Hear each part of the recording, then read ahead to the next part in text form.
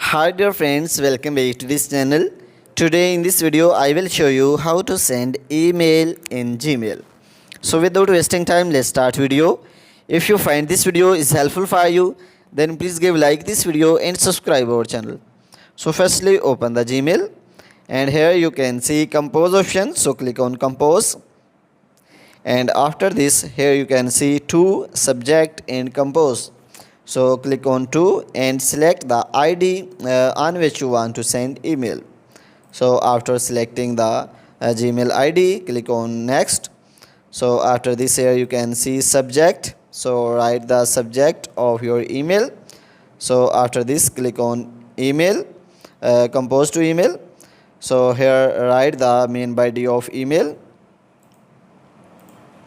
So after writing the main body of email, so here you can see send option. So click on it, and here you can see this email is sent.